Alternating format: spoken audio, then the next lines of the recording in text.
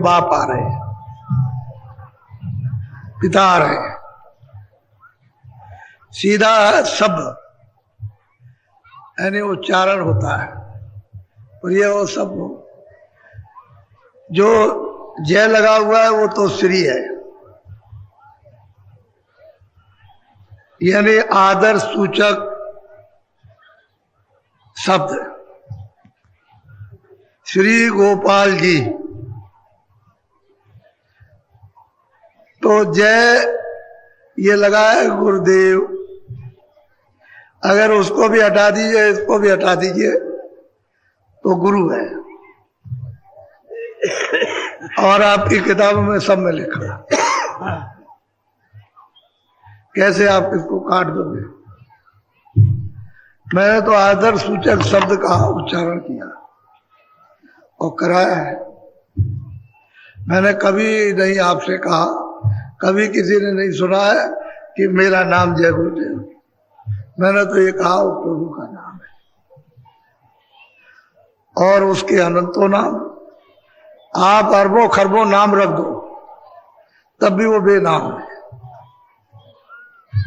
1-2 हजार नाम की तो बात ही खत्म कीजिए, खरबों नाम, उसके असंख्यों नाम रख दीजिए तब भी बेनाम रहेगा।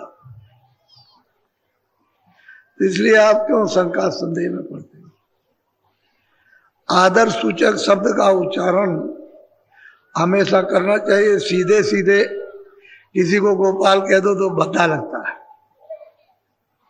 और फिर प्रभु का स्मरण करना है तो और भी उसमें प्रियता मधुरता होनी चाहिए। जय गुरुदेव।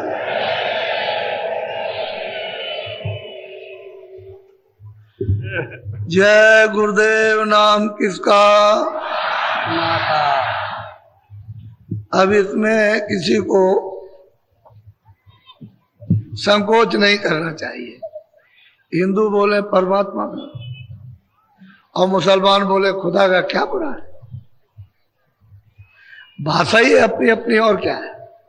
न जानने की तो लड़ाई है। और अगर जान लिया कि भाई इसी का नाम सूरज भी है और इसी का नाम ये, इसी का नाम ये, इसी का नाम, तो झगड़ा किस बात का? जब ये जान लिया कि मृतलोक में जवानी भाषा, किसी की उर्दू है, किसी की मतलब अंग्रेजी है, किसी की फारसी है, किसी की कुछ है, किसी की संस्कृत है, तो अपनी अपनी भाषा का प्रयोग कर लेते, उसमें अपना मिठास समझते। तो इसलिए हम मुसलमान बोले खुदा का, ईसाई बोले घाट का, नुकसान क्या है? और जितने भी हमारे सरदार हैं वो सब के सब बोले गुरु का, तो किसी का कोई नुकसान नहीं। अरे भाई मालिक के कितने नाम, तो उसको तो आपको सबको हमेशा समझने की कोशिश करनी चाहिए। और वैसे ही न जानने के कारण लकीर के फकीर बने रहेंगे तो फिर कुछ भी नहीं कुछ नहीं कर सकेंगे, ना अपना ना दूसरों का, ना अपना ही भला कर सके ना दूसरों का। तो इसलिए सब चीज को जान, अगर इन लोगों ने समझ ना लिया होता तो आप ये देखो दृश्य, ये दृश्य आपने पूरे माघ मेले में और पूरा जब जब कुंभ होता है, कुंभ भी होती है, तो आपने ये दृश्य नहीं देखा। इस तरह का आपने नहीं। अभी तो ये थोड़ा सा जरा रुक जाइए, वो मतलब है कि रात भर चलेंगे, दिन भर कल चलेंगे, 10 दिन का कार्यक्रम है, लेकिन 28 को इसका रूप आपके सामने हम बताएंगे, अब आप देख लीजिए। तो इसलिए हर चीज का अनुभव, कोई बात तो जरूर है इसमें, कोई बात, कोई सत्यता तो जरूर है। क्यों? कि हम मनुष्य हैं, हम सत्य की खोज में लगे हुए हैं। तो जब वो सत्य उसके सामने आता है तो और सत्य को सब चाहते, घर में सब लोग सुख चाहते, हमको सबको सुख मिले। एक चीज तो सत्य है कि सब सुख चाहते हैं, सब आदर चाहते हैं, सब प्रेम चाहते हैं, सब सेवा चाहते हैं। तो जब एक चीज चाहते हैं फिर नहीं है वो तो करानी चाहिए। तो मैंने सुबह आपको थोड़ा सा संकेत गोस्वामी जी महाराज का आपको दिया था, जो यहाँ संवत 1589 में राजापुर गांव में जन्म हुआ था उनका, और 25 साल की अवस्था में आद से अंत तक, यानी कोई चीज उन्होंने जर्रे भर भी नहीं छोड़ी कि कुछ छोड़ दिया हो, उन्होंने प्राप्त कर लिया। और हृदय जो नाम का एक जाति में अहीर था, उसको वही अपने सामने ही राजापुर में उसको प्राप्त करा दिया उतने ही समय में, और वो यहां से चला गया। या तो ऐसा समझो कि उन्होंने ये प्रेरणा की होगी कि किसी तरह से बाहर निकल जाए, अब घर में रहो या वन में रहो, अब तो कोई बात नहीं, अब तो उन्होंने मालिक को प्राप्त कर लिया, कहीं भी रहे, अब कुछ नहीं। चाहे घर में रहो, साधु रहो, या मतलब है कि गृहस्थ, अब उनकी मर्जी के ऊपर है। तो मतलब ये है कि वो तो गया उधर और वो चल दिए और वो पहुंचे काशी में। तो कहने का मतलब यह है कि उन्होंने कितने कितने लोगों को प्राप्त कराया, वो तो मैं आपको संकेत दे दूंगा और किस तरह से प्राप्त। लेकिन पहले इनकी तो गाथा सुन लीजिए, आप लोग तो कुछ और समझते हो, क्यों छोड़ो। महात्माओं की वाणी और महात्माओं का राज और उनकी पहुंच, ये कोई नहीं जान सकता, कोई नहीं समझ सकता। तो जरा सा अभी थोड़ी देर में फिर सुनिएगा, ये सब के सब आ रहे हैं, थोड़ा आ जाने दीजिए, अभी टाइम है। आप सब लोग ये गंगा स्नान दिन में उसी मुहूर्त में कीजिएगा, आगे पीछे करोगे तो फिर मैं जानता नहीं। मैंने आपको ये बताया है, और सूर्य अस्त होने लगे तब तक आप कर सकते हैं, यानी डूबने लगे, जैसे ही वो डूबे और सूरज का गोलाकार दिखाई दे, बंद कर दीजिए, नहाइएगा नहीं। ये है वो आध्यात्मिक योग, उसमें वही काम कीजिए जिसकी जरूरत। और वो देखो गंगा महारानी, वो तो कुछ नहीं सुनेगी, कुछ नहीं सुनने वाली। इंद्र की सभा लगी कि संसार में लोग रहते हैं बड़े पापी हैं, बड़ी दुष्ट आत्माएं। तो बड़ी सभा लगी, सब देवताओं को बुलाया, वहां के देवताओं को, स्वर्ग लोक के, मृत लोक के सब देवताओं को, जल को भी, अग्नि को भी, वायु को भी, आकाश को भी, सबको उन्होंने बुलाया, गंगा को भी, जमुना को भी, जितने तीर्थ थे सब देवता। तो लोगों ने निराकरण किया कि भाई मृत्यु लोक में मतलब यह कि सबसे ज्यादा पाप कौन लेता है, तो ये बताया कि गंगा जी लेती है। तो कह लगे गंगा जी इस इंद्र की सभा में नहीं आएंगे, क्योंकि पापी का हम मुंह नहीं देखना चाहते। तो ये पहुंची वहां, सबके सब पहुंचे, तो इन्होंने कहा आप नहीं बैठ सकते हमारी सभा में। क्यों नहीं बैठ सकते? कि तुम बहुत पापी हो, सारे संसार का पाप लेती हो। कह लगे भाई वैसे तो बात यह है कि मैं पाप नहीं लेता हूं, अगर आपने ये समझ लिया कि मैं पाप लेता हूं तो मैं तो अपने पास कुछ रखता नहीं। तो कह लगे आप क्या करते हैं? कह लगे मैं समुद्र को दे देता हूं, समुद्र को।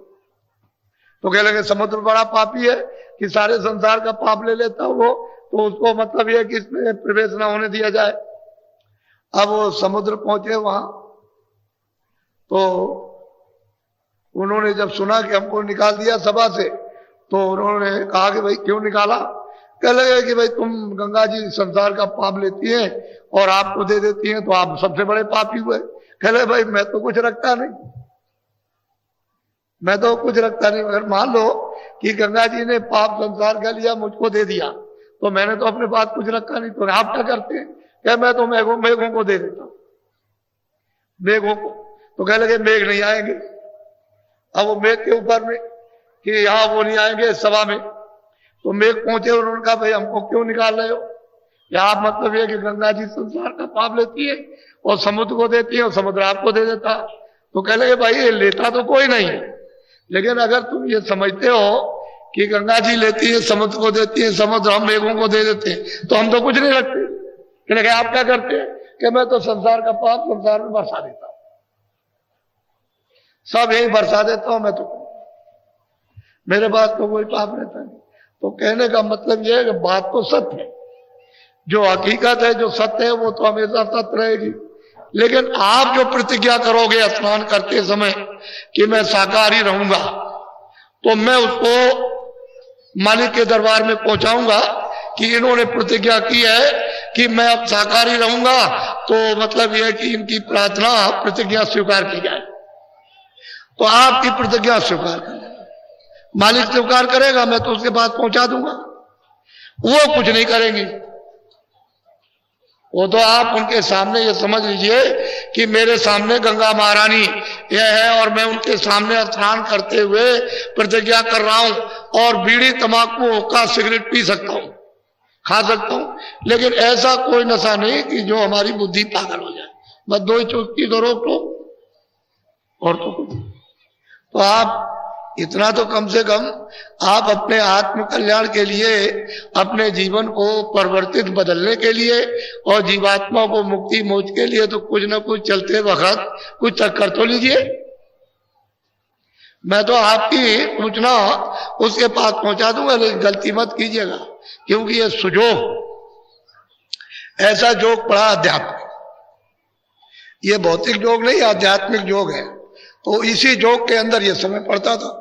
नहीं, मैं तो ऐसा था कि मैं तो यहां पे लगाता ही नहीं, लेकिन अब क्या किया जाए, वो ऐसा जोगी पड़ गया। फिर उसकी सूचना आपको दे दी गई, और आप देखिए अभी चले आ रहे हो, चले आ रहे हो। तो बहुत ऐसा इतिहास बनने दो, बनाओ, शांति का, सुखद, प्रेम का, दया का, सेवा का, आदर सत्कार। किससे झगड़ा करते हो जब हमारा यहाँ कोई है ही नहीं, हमारा यहाँ कुछ नहीं, ना कोई हमारा है। किसके लिए गैरों का बोझा क्यों लाते हो?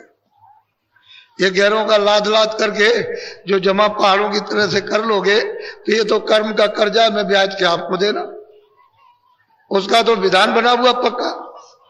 जब कृष्ण भगवान जब जाने लगे कि अब तो मेरा काम हो गया है, तो उन्होंने सूचना दी कि भाई मैं तो परम धाम को चला जाऊंगा। तो लोग दौड़ पड़े, कहने लगे चले जाएंगे तो मैं भी कुछ याचना कर लूं। तो उन्होंने ही बड़े परम मित्र थे कृष्ण भगवान के, दौड़ करके आए, कहने लगे भगवान हमने सुना है कि आप अपने परम धाम को जा रहे हैं। कहने लगे काम हो गया, अब हमको यहाँ रहने की क्या जरूरत है, काम तो हो ही गया सब। तो कहने लगे भगवान हमको भी ले चलिए। तो उन्होंने कहा देखो उदो, हमारे परम धाम को ऐसे कोई नहीं जा सकता। तो भगवान कैसे जा सकते हैं कि तुम जाओ और इस मनुष्य शरीर में तुम योग करो और योग के बल से अपनी जीवात्मा को जगाओ, और तब मेरे परम धाम को जाओ। कह लगे मैं तो बुढ़ा हो गया हूं, अब तो मुझसे योग नहीं हो सकता। तो कह लगे मैं इसमें कुछ नहीं कर सकता।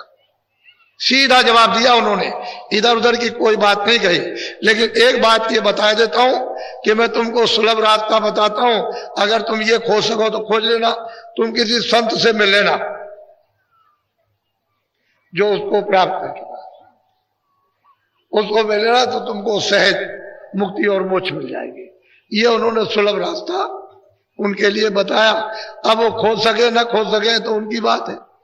तो जब वो जाने लगे शरीर छोड़ने के लिए, नदी के किनारे पैर पे पैर रख करके और वो अंतर ध्यान होने लगे, उसी समय पर ऐसा पदम में जैसे हिरण की आंख चमकती है। तो एक बहेलिया उधर घूम रहा था, उसने देखा कि हिरण पानी पी रहा, बस वही साथ करके उसने, वो तो निशाना जानता था, साथ के मार दिया। जब उनके पैर में लग गया तो उसको मालूम हो गया कि हमारा तीर लग गया। दौड़ करके आया, देखा कि तो यहां ये बैठे। तो कह लगे भगवान मुझसे तो बहुत बड़ी गलती हो गई।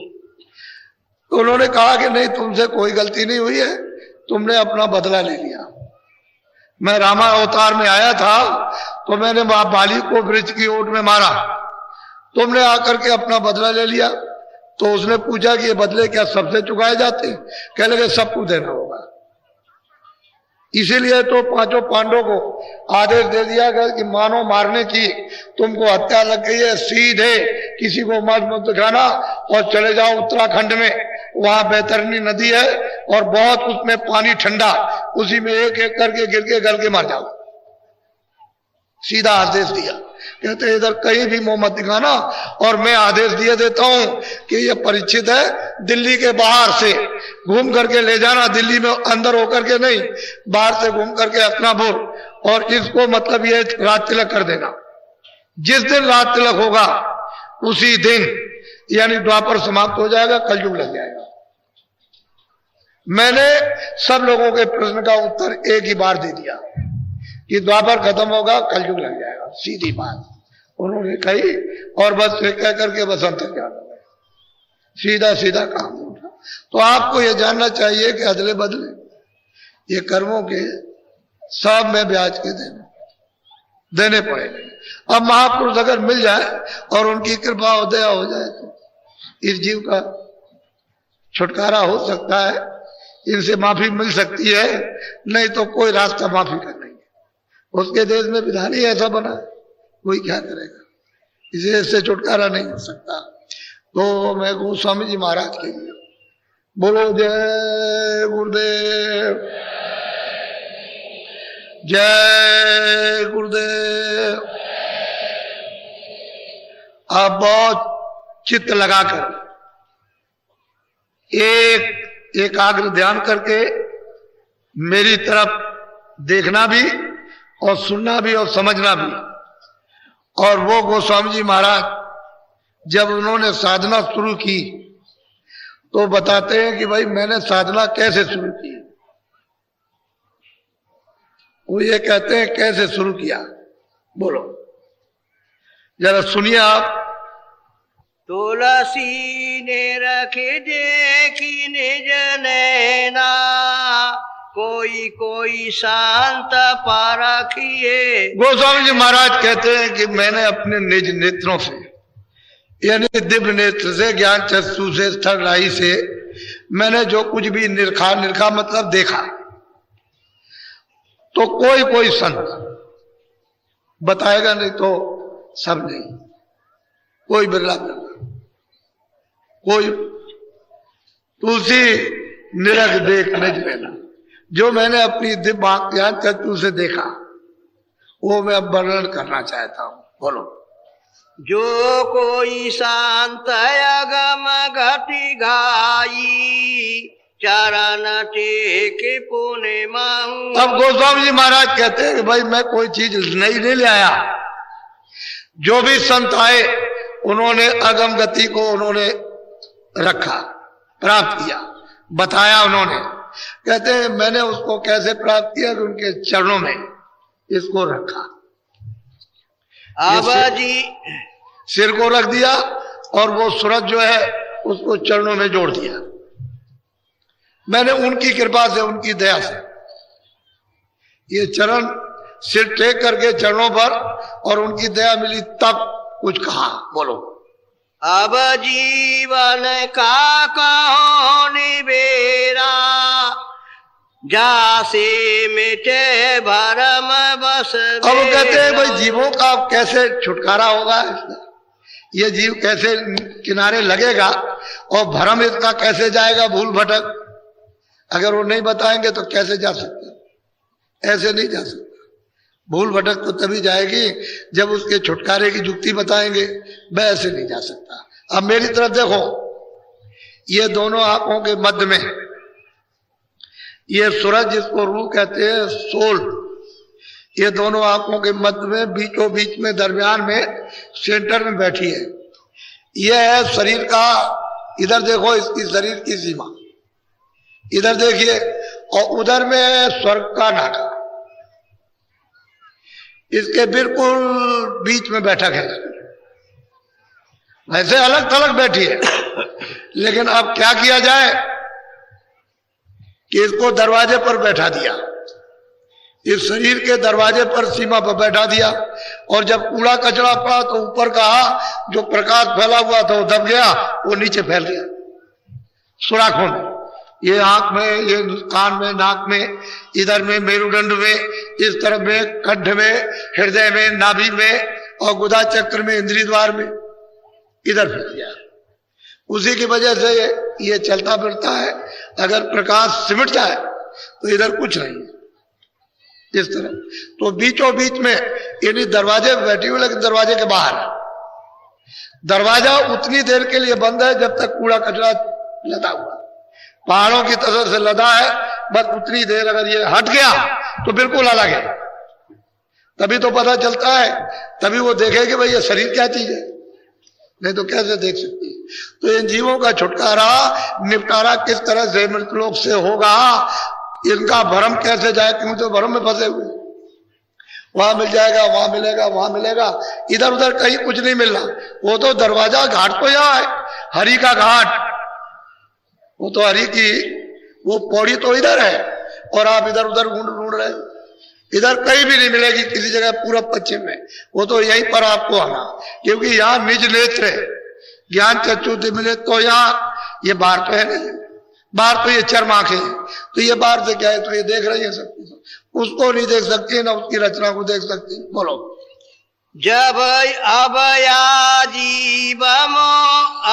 अब जीवन को कहो निबेरा, जासे मिटे भरम बस। और कहते हैं इन जीवों से अब ये बताना चाहता हूं कि इनका भ्रम चला जाए, और भ्रम इसका जगत का चला जाएगा, अंधकार का, अज्ञान का, अविवेक का तो छुटकारा ये कर लेंगे अपना।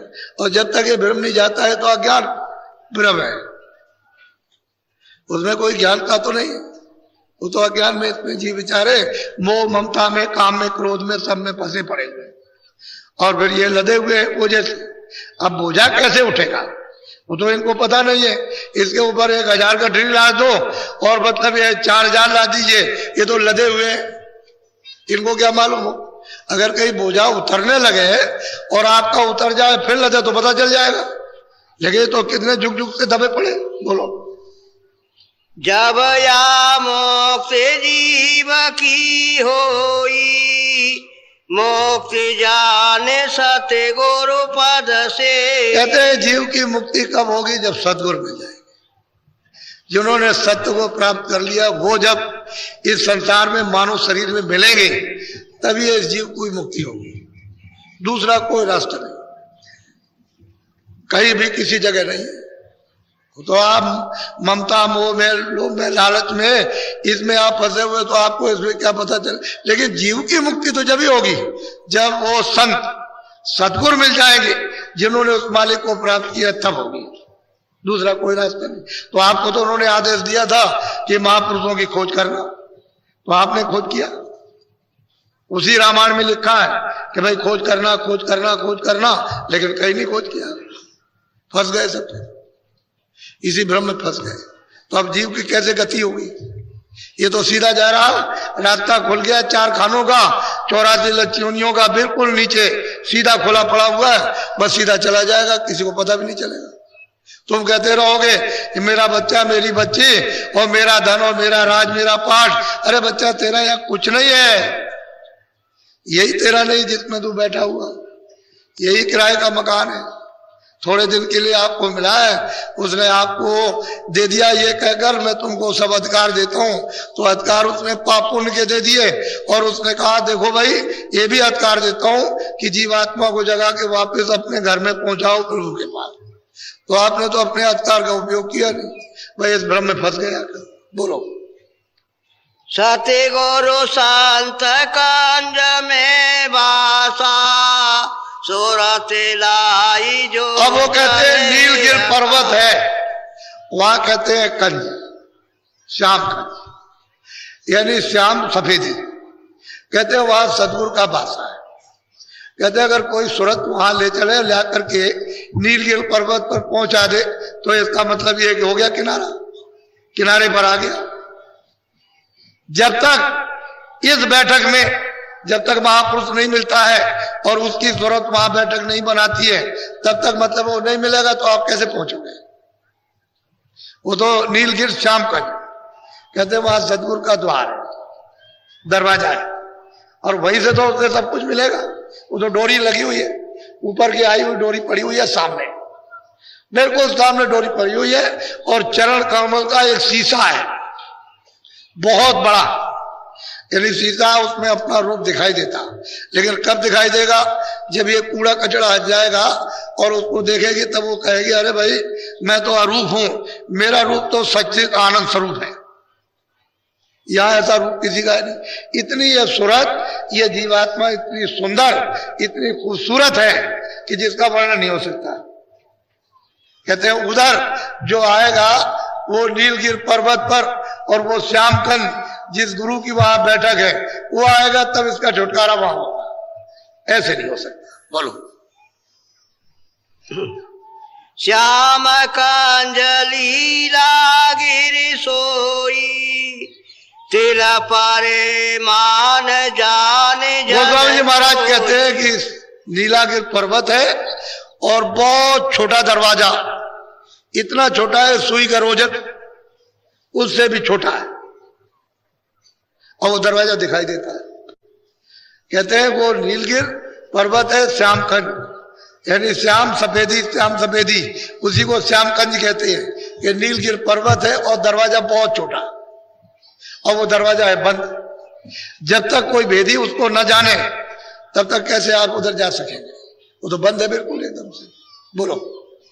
छेन छेन मन को ता लगावे, एक पलक छूट। अब गोस्वामी जी महाराज कहते हैं कि भाई नीलगिर पर्वत है, प्रकाश तो है, रोशनी दिखाई देती है, लाइट वहां पर है, तभी तो श्यामकंज नीलगिर पर्वत दिखाई देता है। लेकिन वो दरवाजा भी दिखाई देता है कि बहुत छोटा। इस दरवाजे में कैसे अंदर जाएंगे? वो दिव्य नेत्र से, ज्ञान चक्षु से वो दरवाजा बहुत बारीक दिखाई देता, लेकिन कैसे ये खुलेगा? तो गोस्वामी कहते हैं कि छिन छिन, छिन कहते हैं सबसे छोटा समय, मन को ता लगा ली। कहते हैं उसी जगह पर अपनी दृष्टि को और मन बुद्धि चित्त को लगाकर दृष्टि के साथ रखे, और रोज, कहते हैं मैंने भी रोज किया। मुझे जब गुरु ने बताया और मुझको ये चीज मिली तो मैंने रोज किया, प्रतिदिन। जब इच्छा हो तभी बैठ जाए, जब इच्छा हो तभी बैठ जाए, जब इच्छा हो तभी बैठ जाए, और रोज। और कहते हैं कि मैं अपने मन को हमेशा छिन छिन पर, वहां ना भी अगर किया तब भी हमारा मन वही लगा, उसी दरवाजे पर। कहते हैं रोज छिन छिन मन को ता लगा भी, उसी दरवाजे पर लगा ले। बोलो। सुरत ठहरानी रहे आकाशा, तिलखे रखी मैंने सदे। कहते हैं सुरत दृष्टि, सुरत की दृष्टि, जीवात्मा की दृष्टि, यानी उसकी आंख, रूह की आंख, कहते हैं उसी पर ठहरी रहे, उसी तिल खिड़की पर। वो तिल के समान है, बहुत छोटा भारी। नीलगिर पर्वत है, श्यामकंड दिखाई देता है, प्रकाश हो। वही तो मैं आपको बताया करता हूं कि साधना के वक्त में ऐसा हो जाएगा, जब साधन करोगे तो ऐसा हो जाएगा, सब रोशनी हो जाएगी, लेकिन आपको कुछ ऐसे पता नहीं चलेगा। फिर रोशनी चारों तरफ तुम देखते रहोगे, ऐसे दरवाजा नहीं मिलेगा।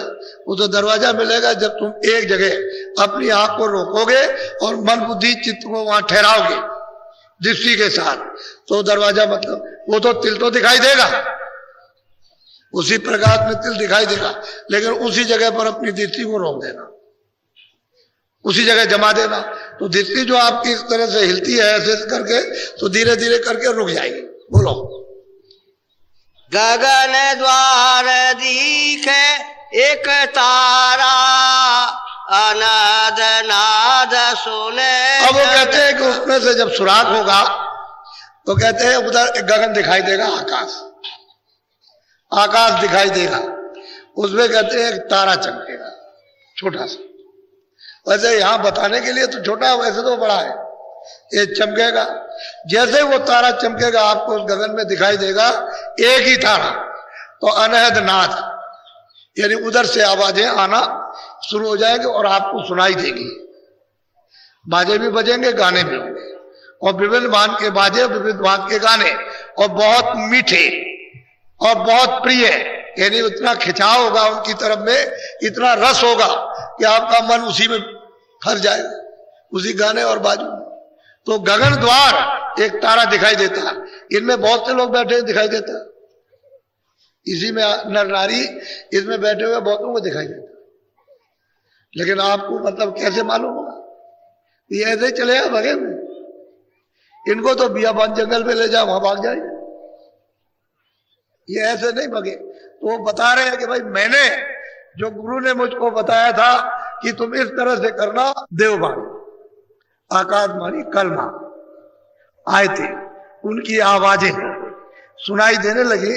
लेकिन अभी स्पष्ट नहीं आपको सुनाई देगा, अभी तो सुनाई दे रहा है कि कुछ गाने कुछ बातें हो रहे हैं, लेकिन साफ सुनाई नहीं देगा। क्यों? कि कान आपका बंद है, आंख भी आपकी बंद है। जब दोनों बंद है तो इतनी साफ चीज दिखाई नहीं देगी। तभी तो गगन द्वार एक दिखे तारा, छोटा सा एक तारा दिखाई देता, वो छोटा नहीं है, उसके चारों तरफ मतलब ये ढका हुआ, वो ढका हुआ है। वो जब खुलेगा तब वो वर्णन करेंगे कुछ और। बोलो। अनहद सुने गुने नहीं भाई, चोराते ठीक ठहरे जब। अब उसमें ये करना चाहिए कि जब अनहद वाणी जब सुनाई झनकारे आने लगे, सुनाई देने लगे, तो उसको गुनना यानी पहचानना, परखना कि इसमें किस किस तरह की आवाजें आ रही है, ये आपको छांटना है। जब आवाजें आने लगे तो उसमें से तो गुरु जो आवाज बताते हैं पहले तो सब सुन लीजिए आप, उधर से आवाजें आने लगी और मतलब यह है कि बाणियां आने लगी। अब उसमें से जो बताएंगे वो नामदान के वक्त में, फिर उसको उसमें से छांट लीजिए। जब हमको खोजना है कि वो आवाज किस तरफ है जो हमको नामदान के वक्त में बताई, तो जब आप छांटने लगेंगे तो वो आवाज आपको सुनाई देने लगेगी। बाकी जितने भी बहुत प्रकार की आवाजें आएंगी बंद हो जाएंगी, वही आवाज आपके सामने है। बोलो। चूवे अमृत पिए घाई, पीवत पीवत मन। अब गोस्वामी महाराज कहते हैं वो अमृत चूता है, उसमें से अमृत चूरा और मन खूब अच्छी तरह से पीता उसको। लेकिन ये जल नहीं है, ये पृथ्वी पर जो आपके कुएं का या नदी का या तालाब का ये जल होती है, जल नहीं है। उससे तो मीठा कोई चीज ही नहीं। अब ऐसे जल नहीं है लेकिन अमृत है। कहते हैं पीते पीते खूब मन छक गया। अब उस सूरत को कितनी ताकत उसके पीने से मिली कि मन इधर नहीं जाएगा, दौड़ेगा, वैसे बादशाहों की तरफ नहीं जाएगा, सूरत का साथ देगा, इसका साथ दे देगा। क्योंकि वो पीते पीते पीते पीते जब छक जाएगा तो उससे मीठी चीज कोई है ही नहीं। और उसी को ढूंढ रहा था कि जगत में कहीं ना कहीं छुपा हुआ हो तो हमको मिल जाए, देखने में, सुनने में, खाने में, भोगने में, बच्चों में, राज में, पाठ में, धन में, दौलत में, ठहरने में, इसमें कहीं हो तो कहीं से मिल जाए। तो इसमें तो कहीं आनंद है नहीं, और उसको मिलने लगा वो मिठास, तो पीते पीते छकने लगा। अब तो इच्छा उसकी खत्म हो जाएगी। बोलो।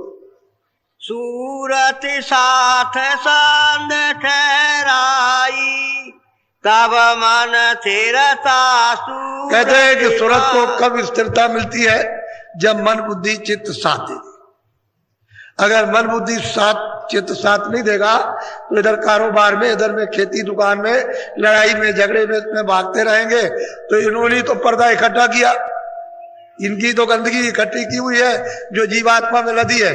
अगर एक बार ये साथ दे जाए और इनको वो पीने को मिल जाए हमें, तो वे सूरत एक दिन स्थिर हो जाएगी, दृष्टि उसकी एक जगह रुक जाएगी, फिर हिलेगी डुलेगी नहीं, इस तरह से नहीं करेगी, वो स्थिर हो गई दृष्टि।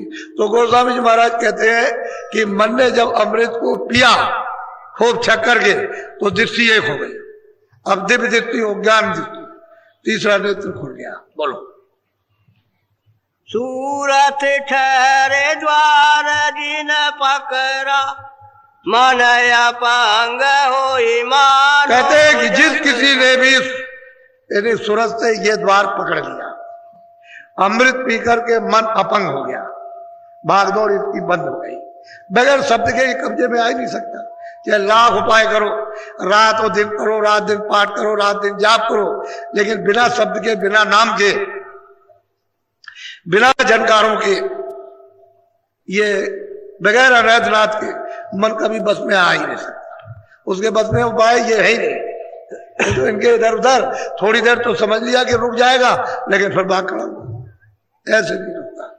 फिर तो ये अपंग हो गया और अब सूरत का साथ देगा। तो सूरत अलग है, ये अलग है, इसका भंडार अलग है, सूरत का भंडार अलग है, चित्त का भंडार अलग है, बुद्धि का भंडार अलग है, प्राणों का भंडार अलग है, इंद्रियों का भंडार, सबका भंडार अलग अलग है। अब जब उधर जाएगा तो अपने अपने भंडार में सबको ले करेगा और सूरत इन सबको छोड़ती जाएगी, तब ये छुटकारा पाएगी। ऐसे कैसे पा सकती छुटकारा? ये तो उधरी से इसके साथ में ये दूत भूत लगा दिए गए। अब ये वापस लौटकर भंडार में जब तक ले नहीं हो जाती तब तक तेरा छुटकारा नहीं हो सकता। तो गोस्वामी जी महाराज कहते हैं कि भाई मैंने जब किया तो मुझे अमृत पीने को मिला, मेरे मन ने अच्छी तरह से खूब पिया, हमारी दृष्टि स्थिर हो गई उस दरवाजे पर। अब कहते हैं अब क्या हो रहा, बोलो। चमके बीज गगन के माई, जब उजास पास रहे। कहते हैं कि जैसे जैसे दृष्टि को उस दरवाजे पर मन को साथ लेकर के रुकी तो उधर कहते हैं चमक रही है। घन कहते हैं आकाश, कहते हैं बिजली चमक रही है। ये पावर हाउस की बिजली कुछ नहीं, ये रोशनी कुछ नहीं, ये प्रकाश कुछ भी नहीं, ऐसी बिजली चमकती है। तो उसको चमक को देख देख करके यानी दृष्टि हिलती है और बर्दाश्त उस चमक को, उस रोशनी को नहीं कर पाती। तो धीरे धीरे धीरे धीरे धीरे धीरे वो उस चमक को देखते देखते बर्दाश्त करती है, रुकती है, सहन करती है। तो कहते हैं जैसे जैसे वो सहन करती है वैसे ही प्रकाश नीचे उतर रहा, नीचे की तरफ, यानी नजदीक आ रहा। बोलो। जैसे जैसे सूरत सरखी सत द्वारा, तस तस भरत जात। अब गोस्वामी महाराज कहते हैं कि जैसे जैसे सूरत हमारी उस प्रकाश को पकड़कर जो प्रकाश उतर रहा उस सत द्वार की तरफ, क्योंकि वहां गुरुपद है, उस द्वार की तरफ धीरे धीरे धीरे धीरे उधर जा रही और वो प्रकाश उतर रहा, वो बहुत तेजी के साथ में, और वो सूरत सहन करती जाती है, क्योंकि उसने तो उस प्रकाश को मुद्दत जुगों हो गए, जब से आई है तब से छोड़ दिया और अभी तक वो प्रकाश उसको मिला नहीं। तो कहते हैं वैसे वैसे वो उतरता जा रहा और सद्वार की तरफ हमारी सूरत यानी जीवात्मा उधर बढ़ती जा रही। बोलो। श्वेत श्याम सुरति शैल समानी, झारे झारे चोबे कूप। अब गोस्वामी महाराज कहते हैं कि भाई वो तो एक तारा था जहां अमृत पीता था, तो कहते हैं श्वेत श्याम, कहते हैं सफेद है लेकिन वो श्याम सुंदर है। जब उस मंडल में, उस लोक में जब हमारी सूरत ने सफर की तो इस तरह से मतलब अमृत है जैसे कुएं से झरने झर रहे हैं, जैसे बरसात होती है और पानी बरसता है तो मतलब है रिमझिम रिमझिम रिमझिम, इसी तरह से अमृत की वर्षा हो रही है। तभी तो सूरतें उस अमृत में स्नान करके इन सब विकारों को, इन पापों को, पर्दों को, गंदगी को, पापों की तब तो धोती है। ऐसे कैसे धोले? कहते हैं तो रेम जेब वो मतलब झर झर झर झर यानी झरने से, जैसे कुएं से झरने यानी जमीन से चलते और पानी बहता, इसी तरह से अमृत बह रहा। हमने उसको देखा, हमने उसको पिया। वो स्वामी जी महाराज कहते हैं, लेकिन किस आंख से? निज नेत्र से, ज्ञान दृष्टि से, शिव नेत्र से, तीसरी आंख से। ये आंखें चर में, ये उधर नहीं जा सकती, देव भाग जाएगी। बोलो। माना ये आसयामी अघाना तात पांच रंग विधि। अब गोस्वामी जी महाराज कहते हैं कि हमने उधर क्या देखा है कि जब उन्होंने उसको खूब छक करके उसने पिया और उसमें स्नान किया तो 5 तत्वों की सृष्टि, 5 तत्व भिन्न भिन्न अलग अलग वो हमने वहां देखे। ये स्थूल तत्व है, वो चेतन तत्व हमने वहां देखा अच्छी तरह से। और वो किस तरह की सृष्टि है, यानी उससे जो लिंग सृष्टि है वो किस तरह की, हमने वो सब चारों तरफ हमने खड़े होकर के सब कुछ वहां देखा। और उसका काला पीला ये जो कुछ भी है वो सब हमारी देखने में आया। सुख सफेदी बोलो। शाही सुरख सफेदी होई, जरद जाति जंगाली सोई। बोलो।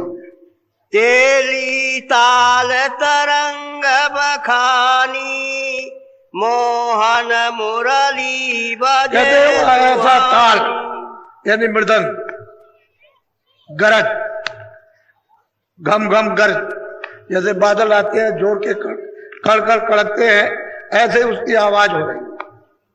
और कहते हैं ऐसी ताल, यह तो ऐसी ताल है। ये तो महात्माओं ने जो आपको बताया है ये तो उनका बताया हुआ उसकी नकल है, लेकिन सही बात तो उधर। और कहते हैं मनमोहन मुरली बज रही है, अखंड बज रही, कभी बंद नहीं होती। और मैंने यहाँ दोनों आंखों के मध्य में बैठ करके इस जीवात्मा से उसको देखा और कानों से सुना, दिव्य कान से, दिमाग से, इस तरह से वहां मुरली बज रही है मनमोहन। बोलो। खिड़की तिल भर सूरत समाई, मन तत देखी रहे टक। अब वो कहते हैं वो तिल के समान जो खिड़की थी उसके पार गए। जब उन सब तत्वों को देखते हैं तो एक टक होकर के देख रहे हैं कि कितनी सुंदरता है, कितनी खूबसूरत है और कितनी बड़ी बड़ी रचना है, किस किस बात की है, कैसे फूल है, किस चीज के फूल है। यहाँ ये फूल नहीं है, ये पेड़ इस तरह के नहीं है, और किस तरह का वहां खेल तमाशा होता रहता है, क्षण क्षण कैसे कैसे दृश्य बदलते रहते हैं। तो उधर में मतलब देव सृष्टि में ये खेल अगम्य होते रहते हैं। कहते हैं ये सब उस तत्वों में हमने ये सब कुछ देखा अपनी आंख से। बोलो। जब उजास घट भीतर आवा, तात तेज और ज्योति दिखावा। कहते हैं कि जैसे ही उजास जब अंदर में आया उस तिल को खिड़की के पार, तो कहते हैं एकदम उजाला ही उजाला। सामने कहते हैं ज्योत दिखाई दे रही है। वो निरंजन भगवान है, ईश्वर, वो खुदा है, गान है। गोस्वामी जी महाराज कहते हैं सामने हमने उनको अब देखा। ये 3 लोक के मालिक है, यहाँ के भी, मृत लोक के भी है, और उसके बाद में मतलब स्वर्ग वैकुंठ के और ब्रह्मांड के, ये तीनों लोकों के मालिक है। और मैंने उनको देखा सामने। बोलो कैसे देखा, जरा सुनिए आप। बोलो। जैसे मंदिर दीप की बारा, तैसे ऐसे ही ज्योति होत। अब वो एक प्रमाण देते हैं कि जैसे मंदिर है, आप उसमें दरवाजा लगा हुआ और दिया जला देते हो। कहते हैं ठीक विशाल मंदिर, उसमें ये बैठे हुए जिस तरह से एक इशारा कर रहे हैं, वो तो है तो आप और कुछ, लेकिन वो इशारा करते हैं। कहते हैं ज्योत हो तो जा रहा। इस प्रकार का तीनों लोकों में मतलब एक उसका प्रकाश हो रहा, और उसके मुख से घंटा और शंख यानी अखंड बज रहा, कभी खंडित नहीं होता। और उसकी आवाज तुम्हारे कानों तक यहाँ तक आ रही है, लेकिन तुम्हारे कान बंद है इसलिए आपको सुनाई नहीं देता। और ये कान अगर खुल जाए जीवात्मा के तो साफ सुनाई देने लगे। जहां घंटा शंख बजता है वहां आरती अखंड और कीर्तन सदैव होता रहता है, और सदा वहां होता रहता है। कहते हैं कि हमने उस मंदिर में, जैसे कि मतलब है कि वो दरवाजा है, सीखा लगा हुआ और ज्योत चल रही, हमने उसको देखा और अखंड आरती हो रही है वहां। बड़ा विशाल ये संसार जो है कुछ नहीं है, इससे बहुत बड़ा तो उनका वो मंदिर ही है जिसके नीचे बैठे हुए हैं। इन्हीं को कहते हैं श्याम सुंदर, बहुत सुंदर। बोलो। ज्योति उजास फाट पुन गयऊ, अंदर चंद तेज। अब गोस्वामी महाराज कहते हैं कि जब वो ज्योति जब दिखाई दी और उसका उजाला चारों तरफ मतलब ये है कि दिखाई दिया, तो जो रास्ता दे दिया, उसी में तो रास्ता आने का, उसी से जाने का रास्ता, दूसरा कोई रास्ता नहीं है। उधरी से आए थे, उधरी से तो रास्ता उन्होंने दे दिया। तभी तो कहते हैं कि मोह विलोक राम मुस्काई, यही राम है। 3 लोग के, इन्हीं के भेजे हुए राम थे। वो नीचे मंडल से सूरत आई हुई थी, इन्होंने भेजा था काम के लिए, अपना काम किया बस। इसी तो जो उनकी भेजी हुई उनका अवतार कहलाती। कहते हैं जो फट गई, यानी रास्ता दे दिया। जब उधर मैं पहुंचा उस तरफ में, उधर माज सोनंडा जराया, उस तरफ जब पहुंचा उस पार तो खड़ा हुआ। बोलो। देखे तत सोई मनाए रहाई, पोने चांदा देखे घट। कहते हैं कि बहुत से चांद सूरजों के मंडल, 1 2 नहीं, बहुत। ये तो एक सूरज है, वहां तो अनंत सूरज मंडल है, तारों के मंडल किस तरह से चमकते हैं। यहाँ तो मतलब है कि हजारों नहीं करोड़ों खरबों सूरज निकल आए, वहां एक सूरज है तो उसके प्रकाश में सब लोग हो जाए। कहते हैं हमने उधर जाकर के तमाम मंडल चांद के सूरजों के, उसी सूरज और चांदों के ये प्रतिबिंब है, ये छाया है, उसी प्रकाश की तरह से नहीं। उसकी छाया उस पर्दे पर, उसकी छाया उस पर्दे पर, उसकी छाया उस पर्दे पर, कितने पर्दों पर पड़ने के बाद ये पड़ी। इसी तरह से तारागण मंडल, उनकी छाया उस पर्दे पर, उनकी छाया उस पर्दे पर, उनकी छाया, और फिर ये आपके असली तारागण नहीं, असली सूरज नहीं है, ना असली चांद है, ये प्रतिबिंब है। जैसे आप इस तरह से एक शीशा ले लीजिए और सूरज के सामने जरा टेढ़ा कर दीजिए तो कमरे के अंदर उसका प्रकाश चला जाएगा, कमरे में उजाला हो जाएगा। लेकिन सच्चा सूरज नहीं है कमरे के अंदर, वो तो प्रतिबिंब है। ऐसे ये प्रतिबिंब है। हमने अपनी आंख से यानी सूरज और चांद और तारों के अनेकों मंडल देखे। कब देखे? जब वो जोत ने रास्ता दे दिया, वो जो मंदिर में जल रही थी उसके जब पार गए तब ये देखा कि ये क्या है। तब ये सबको तो दिखाई देना शुरू हुआ। बोलो। देखे तत सोई मनाई रहाई, पोने चांदा देखे घट। सही बात तो ये मन का भंडार मिल गया। अभी अपने भंडार में ले हो जाएगा तो एकदम खड़ा। ये तो 3 लोग का मालिक है। जब ये वहां पहुंच जाएगा, वहां पर जो मंदिर है और उसका जब वो दर्शन जोत का करेगा तो ये अपने भंडार में तो 3 लोगों का मालिक है। लेकिन वहां से एक जरा सा जर्रा इसके साथ में लगा दिया, ये बेचारा यहाँ मुसीबत भोग रहा, वो इसके साथ तुरंत भी परेशान है। पहले तो दोस्ती थी, अब दुश्मनी हो गई, ये भोगों में लिप्त हो गया। इंद्रियां तो इधर लग गई, इंद्रियों के दरवाजों पर उठ के रस ले रहा, रस मिलता नहीं। अब जब तक गुरु न मिले तब तक इसको मोड़ेगा भोग वासना से कौन हटाएगा। वो तो सब करामात और सब काम तो गुरु का है। वो जब तक नहीं मिलता तब तक बच्चों को छोड़ने होने वाला नहीं है। वो कहते हैं कि हमको जो कुछ भी मिला वो तो संतों के चरणों से, और हमको कहीं कुछ मिलने वाला नहीं। वो तो खुद ही चिल्लाते हैं। बोलो। चंद्र उजास तेज भया भाई, पूरा चंद्र चांदनी। कहते हैं धीरे धीरे धीरे धीरे धीरे धीरे धीरे धीरे प्रकाश बढ़ता गया और चारों तरफ छा गया। जैसे कितने आकाश चांदनी जैसे छा जाते हैं, और वहां कितने बड़े बड़े आकाश। ये आपका क्या चीज है? कुछ नहीं। उस आकाश के सामने तो कुछ है ही नहीं है। इसको मच्छर कहे कि एक राई कह दे कि मतलब कुछ थोड़ा सा एकड़ कह दे, कुछ नहीं है ये। ऊपर में जो बड़े बड़े जो देश है वो उसके सामने कुछ नहीं। कहते हैं इस तरह से चांदनी, एक उन्होंने चांदनी कहते हैं चौक, बहुत बड़ा चौक। इस संसार से कितने करोड़ों हिस्सा ज्यादा, ये कुछ नहीं।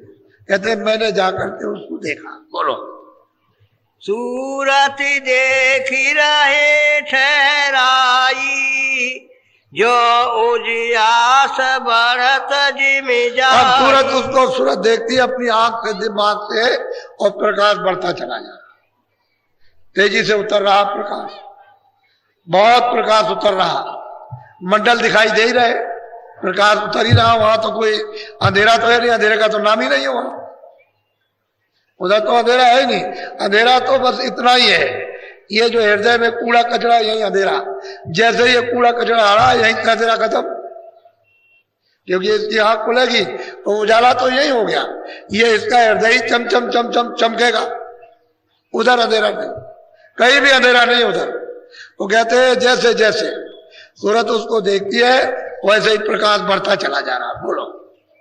देखी शैल ब्रह्मांड समाई, तारा अनेक आकाश दिखा। अब गोस्वामी जी महाराज कहते हैं कि जब उधर गई तो उधर जाकर के जब ब्रह्मांड में प्रवेश हुई तो अनेकों आकाश, अनेकों तारा मंडल, सूरज मंडल, चांद मंडल, कहते हैं मैंने अपनी आंख से देखा। अब वहां का वर्णन कैसे किया जा सके, यहाँ तो कुछ है नहीं, कैसे वर्णन, बस केवल संकेत ही दिया जा सकता है, और तो कुछ नहीं। बोलो। काछु काछु दिवस लयस कीना, उगा भान तेज को। कहते हैं कि धीरे धीरे धीरे धीरे ब्रह्मांडों की जब सैल की और ये सब कुछ हमने देखा, अनेकों मतलब है आकाश, अनेकों मंडल, धीरे धीरे धीरे धीरे ऊंची नीची घाटी चढ़ने के बाद तब हमको क्या मिला कि उगा भान, भान कहते हैं सूरज, सूरज ये तो ईश्वर पद था, ऊपर में ये सूरज भान कहते हैं ये उगा खिला दिखाई दिया, ये है ब्रह्म, इनको ब्रह्म कहते हैं। कहते हैं ब्रह्म को हमने पाया, ईश्वर को भी पाया, जो मंदिर दीप के बाड़ा ज्योत हो जा रहा, यही ईश्वर, यही गाड है, यही खुदा है, और इसके ऊपर में ब्रह्म है। कहते हमने उनको देखा अपनी आंख से। बोलो। तारा चंद्र तेज मिटी गए, जिमी ध्यान भान। कहते हैं कि ये भी मिट गया, ये तो जितने तारागण, जितने आकाश, उनका तेज प्रकाश, रोशनी, लाइट सब मिट गई, वो तो मामूली थी। ऊपर में कहते हैं ऐसा दिखाई दिया कि मध्याह्न, दोपहर का तेज सूरज। बोलो। जो दोपहर गगन रवि छाई, तैसे उजास भया घट। बस गोस्वामी महाराज कहते हैं कि इस दरवाजे पर यही से दिखाई दिया, जैसे दोपहर में सूरज ऊपर आ जाता है प्रमाण, तो मतलब है कि एकदम चारों तरफ रोशनी रोशनी, प्रकाश ही प्रकाश हो जाता है। तो कितना प्रकाश, प्रकाश ही प्रकाश। बोलो। ताके मधि में निरखी निहारा, घट में देखा गम। अब गोस्वामी जी महाराज कहते हो तो बड़े बड़े मंडल, बड़े बड़े लोग हैं, यहाँ तो बूंद है, वहां तो मतलब यह है कि कितने कितने बड़े। अब उसका इसका क्या प्रमाण दिया, कहते हैं कि हमने बराबर सैल सफर की उन लोगों की, बराबर मतलब ये, तो कहते हैं कि फिर हमने देखा अगम तमाशा। बोलो। सात दीप पिरथी नौखंडा, गगन आकाश सकल ब्रह्म। कहते हैं सात दीप नौखंड, ये सब हमने देखे उस ब्रह्मांड में, और एक दो ब्रह्मांड नहीं है, अनगिनती ब्रह्मांड। अरे भाई उस मालिक ने जब रचना की थी तब तो सुरतें नहीं भेजी थी, तब तो जीवात्माओं को भेजा नहीं था, तो उसने इतने बड़े बड़े मंडल पहले ही से बना रखे थे, क्योंकि इसकी मौज मर्जी थी उसकी विस्तार करने की, उसकी इच्छा थी, तो उसने विस्तार पहले कर दिया। तो पहले तो मंडलों में कोई नहीं था, तब खाली मंडल थे, आवाज ही आवाज सब में गूंज रही थी, प्रकाश ही प्रकाश सब में हो रहा था, पाप पुण्य का कोई नाम निशान नहीं था, अच्छे बुरे का, तो वहां से यहां तक सब प्रकाश ही प्रकाश। कहते पहले तो कुछ नहीं था, वो कहते मैंने ये देखा। बोलो। समुद्र सात प्राग पद बेनी, गंगा जमुना सरस्वती। कहते गोस्वामी महाराज वहां पर मैंने उन समुद्रों को और उस प्रयाग को, उस त्रिवेणी संगम को, जो उनके चरणों कमरों में बह रही है, वो तो अगम नदियां है, वहां तो बालू बरसात तो होती नहीं, मिट्टी कूड़ा कचरा होता नहीं, कोई मलमूर तो वहां पर है, यहाँ मिल्तान को भी वहां पर कोई चीज वहां पर ये नहीं। कहते इतनी बड़ी बड़ी नदियां, ऐसे तुम्हारे स्वर्ग और बैकुंठ और ब्रह्मांड उसके अंदर में खरबों खरबों जाकर के सब के सब चले जाए तो एक रेशे में समा जाए, इतनी बड़ी बड़ी नदियां हैं। कहते गोस्वामी महाराज हमने देखा सब इस घाट पर बैठ कर। इधर देखो ये दोनों आंखों का जो बीच का हिस्सा ये घाट है सूरत का, ये जीवात्मा का रूह कहा। कहते यहां से बैठ करके हमने देखा, यहां से आज ये देखा। बोलो। और नदी 18 गंगा ये सब ने रखी कहते और 18 कहते हैं नदियां, ये सब ब्रह्मांड में सब देखने को मिला। प्राग भी त्रिवेणी भी ये भी मतलब ये सब उनके उस कमलों में, उस चरण कमलों में सब देखने को सब कुछ मिला, कोई चीज बाकी नहीं। बोलो। चारों खाने जीवन जहोई अंडज पिंडज गोस्वामी जी महाराज कहते हैं कि भाई ब्रह्मांड में तो ये सब चीजें वहां से दिखाई देती है कि अंडज क्या है, पिंडज क्या है, उमज क्या है, स्थावर क्या है, चार खाने क्या है, 84 लक्ष्मियां क्या है, नरक क्या है, मतलब ये सब कुछ वहां से दिखाई देता। सो मैंने ब्रह्मांड में सब कुछ देखा, कोई चीज बाकी नहीं छोड़ी है, जरा सी भी सब उन्होंने देख डाला, सबका अनुभव किया 25 साल के अंदर ही। ये सब अनुभव उनका 25 साल के अंदर ही है। जमानी का जो शुरू होने जा रहा और पहले ही प्राप्त कर लिया, ये ज्यादा दिन की बात भी नहीं। बोलो। भेने भेने जीवन कर विस्ताना चारे खाने 84 कहते हैं अलग अलग जीवों का फिर इसमें विस्तार। ये पशु है, पंछी है, कीड़े है या स्थावर है, इनका अलग अलग, फिर 84 लक्ष्मी योनिया का और फिर नरकों का अलग अलग, उनका सबका स्वभाव अलग अलग विस्तार, उनके अलग अलग कर्म।